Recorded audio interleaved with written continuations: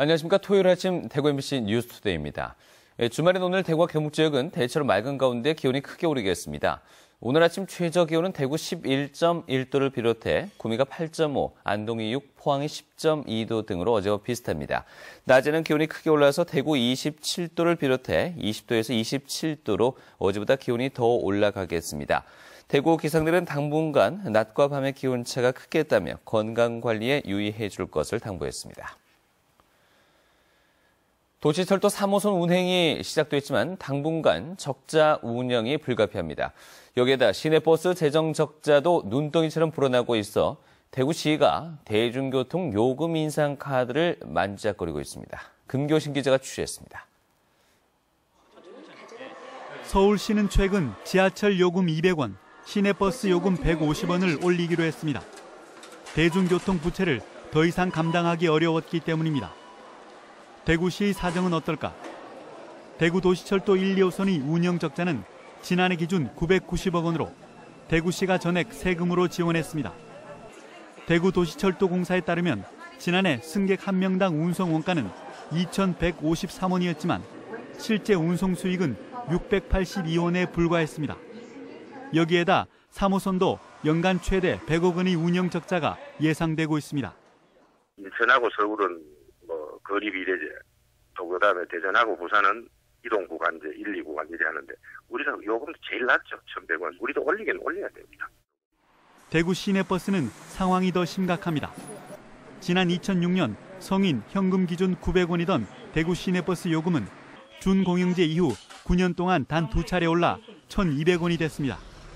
그 사이 인건비와 운송 원가는 60% 넘게 올라 대구시의 재정 지원금은 130% 폭증했습니다. 대구 시내버스 업계는 시 재정 적자를 줄이기 위해서라도 270원은 올려야 된다는 입장입니다. 재차 요금 인상에 대해 가지고 요청을 시가 늘 예정입니다. 요금 인상을 안 하게 되면 결국은 재정 부담이거든요.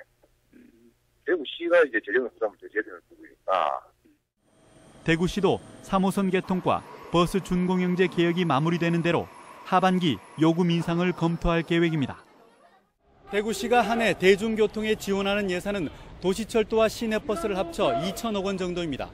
여기서 더 이상 넘어가면 대구시가 감당하기 어려운 상황입니다. 그러나 요금 인상에 앞서 대구시가 얼마나 자구 노력을 했는지가 시민들을 설득할 수 있는 열쇠가 될 것입니다. MBC 뉴스 금교신입니다. 안경이나 선글라스를 고를 때 기능보다는 디자인을 중시하는 경향이 더욱 강해지면서 이 소재 개발에 매달리던 지역 안경업체도 디자인 개발에 사활을 걸고 있습니다. 권현수 기자가 취재했습니다. 국내외 안경 생산업체들이 새로 출시한 제품을 소비자에게 선보이는 론칭쇼. 안경테는 플라스틱과 금속이 섞인 이른바 빈티지 스타일과 색상이 다양한 것들이 유행하고 있고 알은 거울처럼 비치는 미러형이 인기를 끌고 있습니다. 이렇게 패션이 강조되는 선글라스는 물론 의료용으로 쓰이는 안경들조차 디자인을 먼저 따지는 소비자들이 늘고 있습니다. 디자인이나 색상 쪽에 솔직히 기능은 잘 모르니까 디자인이랑 색상 쪽을 주로 보고 있죠. 대구에서 30년 이상 안경테를 만들어 오고 있는 이 업체는 요즘 디자인 개발에 사활을 걸고 있습니다. 젊은 층에서 유행하는 패션 경향까지 분석해가며 안경테를 디자인하고 있습니다.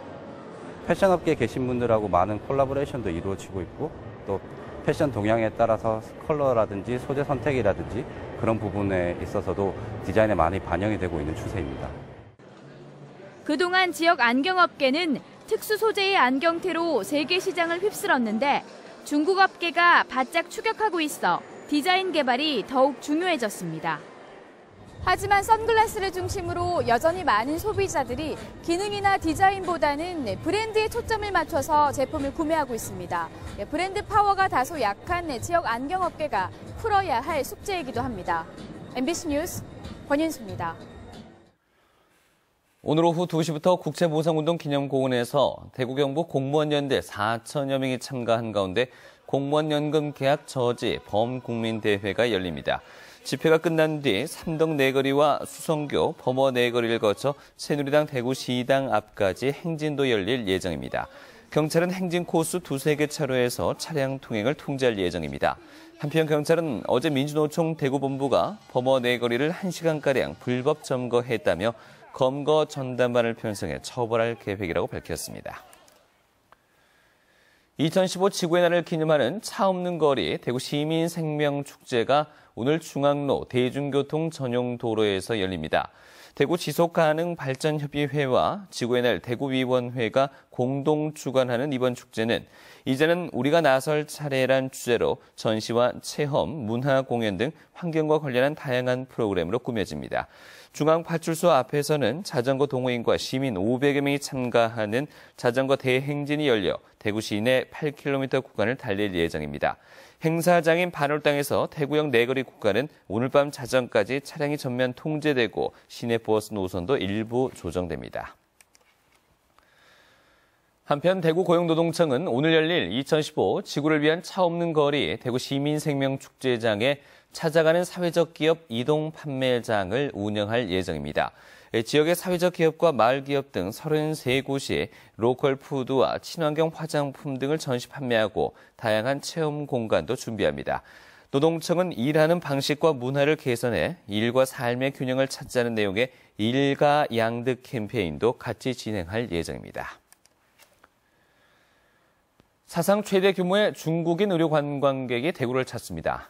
오늘 새벽 33명이 대구 공항을 통해서 입국한 것을 시작으로 중국 의료 관광객 3,200여 명이 오는 6월 29일까지 72차례 대구를 찾아 성형과 피부 시술을 받고 대구 시내를 관광할 예정입니다.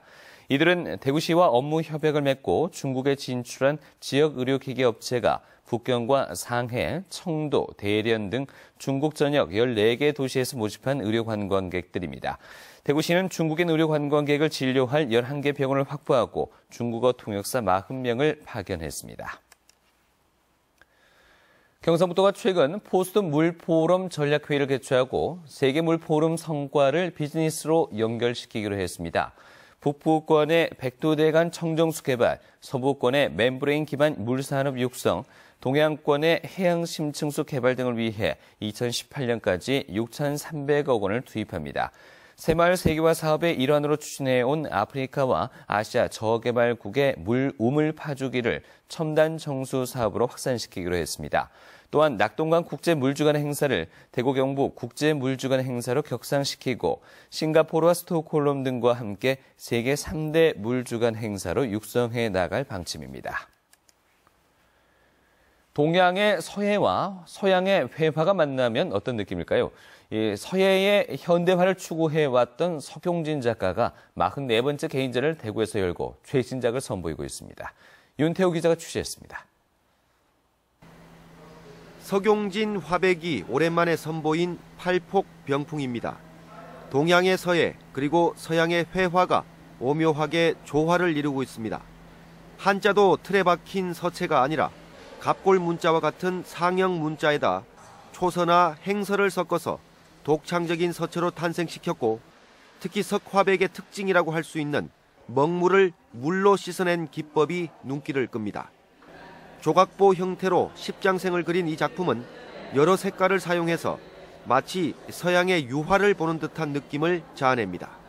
서양의 문물이 돌아서 서양화됐듯이 제 작품도 본래 동양적인 요소와 서양적인 요소가 한 화면에 조화롭게 이제 공존하는 데 그 목표를 두고 있습니다.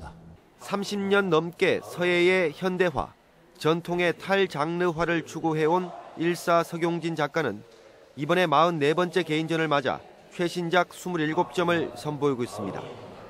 이전 그림과 일맥상통하지만 비어있는 것과 차 있는 것, 있는 것과 없는 것, 이 두 가지를 대비시키기 위해 여백의 미를 최대한 살리고 있는데 세월의 흐름을 거스르지 않고 순응해 가겠다는 의지가 담겨 있다고 작가는 말합니다.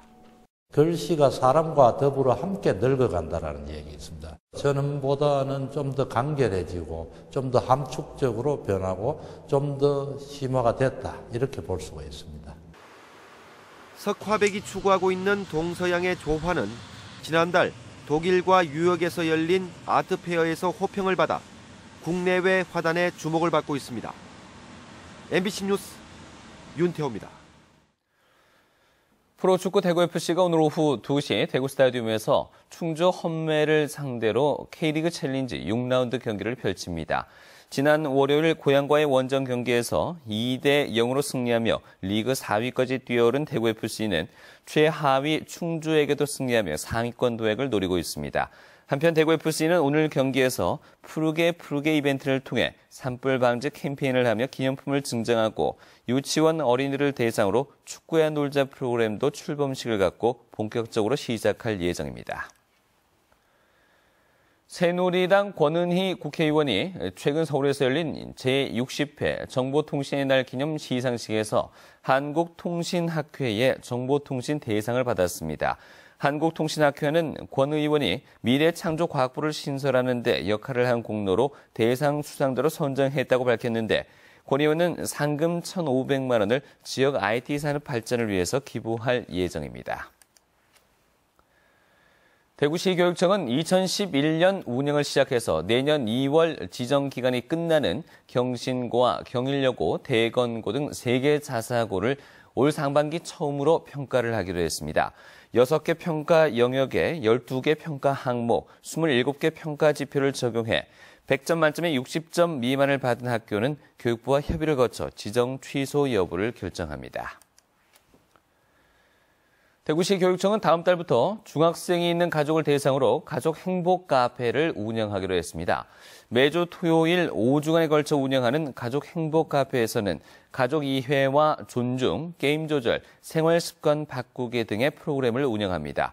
이를 위해서 학부모 코칭단과 학생 멘토링단이 학부모와 학생을 소그룹으로 나눠 가족 사이 공감과 소통을 유도하고 꿈 발표 대회도 열 계획인데 참가 희망 가족은 오는 27일까지 대구시 교육청에 신청해야 합니다.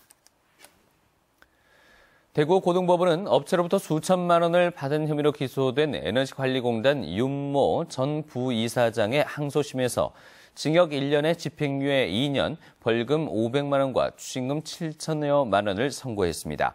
1심 재판부는 징역 1년 6개월의 실형과 벌금 2천만 원, 추징금 8,600만 원을 선고했습니다. 윤 전 부이사장은 공사 편의를 봐주는 대가 등으로 지역 냉난방 공사업체로부터 8천여만 원을 받은 혐의로 구속됐는데 재판부는 이 중 1,500만 원을 받았다는 부분은 증거가 없어 원심을 파기한다고 설명했습니다. 대구와 경북 지역 대형 건설 현장 건설업체들이 중소형 건설 현장에 안전관리 기법 전수와 안전보건교육 지원 등 다양한 지원 활동을 펼치기로 했습니다. 지역의 대형 건설 현장과 중소형 건설 현장 80여 곳의 현장 소장과 대구지방고용노동청, 산업안전보건공단 등은 최근 이 같은 내용의 기술 지원 협약을 체결했습니다.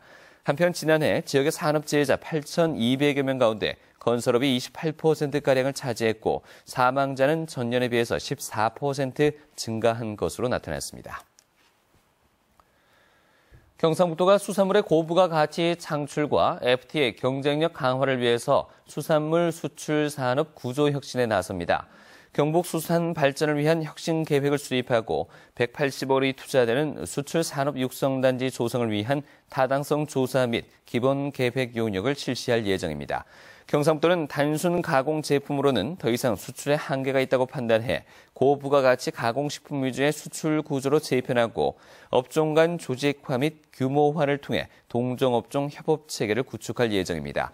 해외 시장 개척을 위해서 50억 원을 투자하고 브랜드 개발 및 수출 제품 홍보, 마케팅 등에 집중하고 조리 수산물 개발을 위한 수산식품 R&D 사업에 나서 글로벌 경쟁력도 강화할 예정입니다. 식품의약품안전처에서 주관한 2014년도 식중독 예방관리평가에서 경상북도가 4년 연속 우수기관으로 선정됐습니다. 경상북도는 지역별 식중독 지수 및 예방관리 요령에 대한 문자 서비스 제공과 식중독 지수 알림 전광판 150개 설치, 위생업소 식중독 예방 진단 서비스 컨설팅 등에서 좋은 평가를 받았습니다.